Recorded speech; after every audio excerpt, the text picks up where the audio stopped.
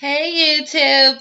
Okay, so I know some of y'all are probably thinking, what in the world is she doing? Why is she standing up?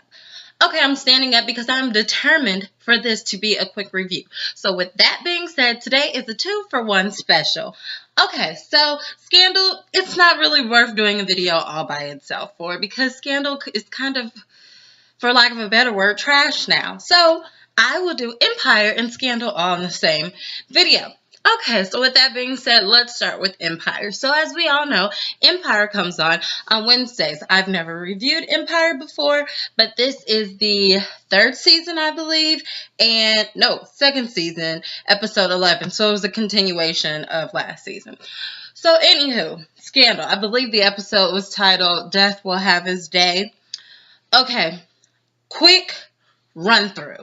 Ready, go. Okay, so on Empire, we see it left off where it started last season, where Rhonda has fallen down the stairs. Rhonda, remember the girl with the bib, a little cuckoo? Okay, whatever, married to Andre, who happens to be from Kansas City and who does great at his part. But nevertheless, she falls down the stairs. We all assume that it's Boo Boo Kitty who has pushed her down the stairs.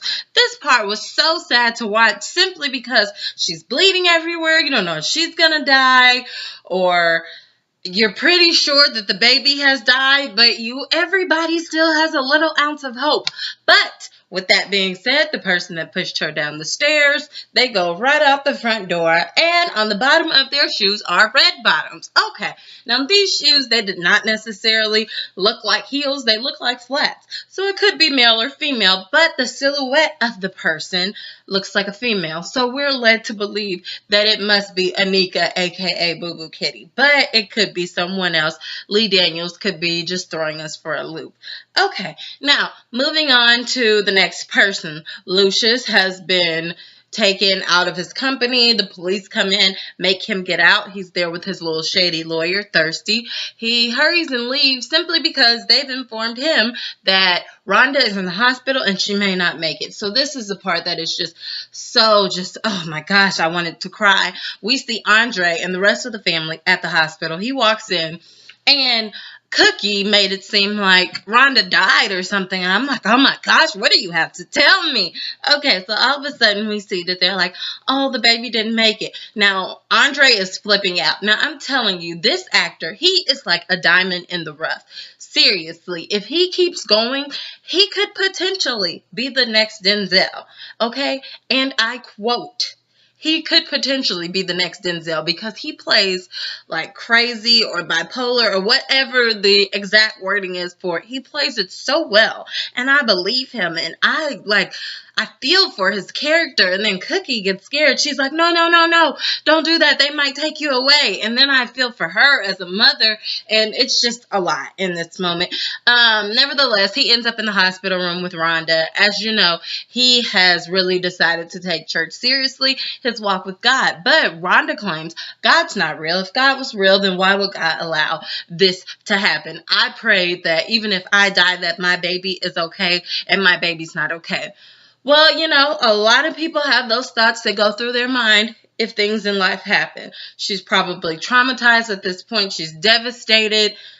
I understand why she would all of a sudden just like think the worst. However, with that being said, we do not live in a utopian paradise. Everything is not going to happen as we planned or is going to be perfect. So, but in that moment, she probably just wanted or needed to blame somebody, and she was also blaming herself, which we all know it's not her fault. Sorry, coincidentally, she has forgotten that she got pushed down the stairs. She thought she tripped and fell, and she's blaming herself, and it's not her fault either. Okay, we all know that it's someone else's fault, but regardless, that's how it happened. That's how it panned out. It's unfortunate, and hopefully they try again. Andre is really breaking down. By the end of the episode, he prays to God, and, you know, we're just hoping he makes it through this. Okay, now moving on to Hakeem. This little hard-headed boy, he drives me insane. And Naomi Campbell, she needs to get off of this show. I completely do not like her character, and especially the way that she taunts Cookie right in front of, she taunts Cookie with her relationship with Hakeem. And, you know, Cookie like beats him with a broom because she gets mad. And he's like, well, I'm going to side with what's her face because at least she doesn't hit me with her purse. And then she goes, yeah, unless you want me to. I'm like, girl, go sit down somewhere. Okay, well, with that being said, Cookie wants to merge the two together, Lions Dynasty and Empire, and Hakeem eventually agrees to it, and, well, he set himself up for failure because this is Cookie we're dealing with. Also, now, the other major person of the family would be Lucius. Lucius has it out for Hakeem. He is pissed off to the highest level of pissivity, and rightfully so, because he has worked his whole life for this. He sacrificed so much. He finally feels like he has some type of power. This whole dynasty, this whole empire was built off of him wanting more out of life because we all saw the type of childhood he had and it wasn't the greatest. So with that being said, he has it out for Hakeem and he's like, I'm gonna kill you. I'm gonna give you a chance to kill me now. I will turn around so you can do it in this exact place that I killed your Uncle Bunky. And yes, I did it. I'm not even gonna deny it. And you can kill me because if you don't kill me, I'm coming for you. That was Hakeem's opportunity, but since Hakeem is really not that type of person, he couldn't do it. So, with that being said, Lucius plans to kill his own son, and I'm like, are you kidding me? Okay, I really don't like the direction of this. I don't want him to kill his own son or to threaten to kill his own son. That being said, let's move over to the other son. What's his face? You know, I forget his name. Jamal. It's because I simply get tired of listening to him sing. He sings every single episode. I would rather listen to Hakeem rap or give me some new artists. Like he sings and his voice vibrates, it shakes, it drives me completely insane. Oh my gosh, he's not the best singer on the show. Okay, I like the way he sung first season, and now he's just been getting on my nerves. Okay, I'm getting tired of hearing him. Well, with that being said, he has, you know, a battle between do I like men, do I like women, do I like both? He doesn't want to be labeled. He ends up performing with both as his background singers. And really, I just don't want him to perform. Okay, well, whatever. With that being said, that was the episode in a nutshell. The two companies are going to come together. The baby did not survive. What's his face doesn't want to be labeled, and Hakeem, he's just an idiot. Oh, he got his little her back, and she decided to give him all of her. And I'm thinking, are you serious? She said, are we gonna be together forever? He said, of course. I'm like, lies. Did nobody teach you this? Like, you don't know game? Are you serious? And that scene where they got intimate with each other, that was completely, absolutely unrealistic. I mean, come on. Like, seriously. Could have been a little bit more realistic, but I understand this is TV. With that being said, let's move on to Scandal, and this should be quick because Scandal is usually horrible. This week wasn't that bad. Called The Miseducation of Susan Ross. Susan running for president. She won the debate with this fake story about her husband, that he really wasn't her husband. Her daughter's real father was actually in prison. What's her face? Olivia turned into a freaking monster and just threatening to keep the guy in prison longer just so Melly could win.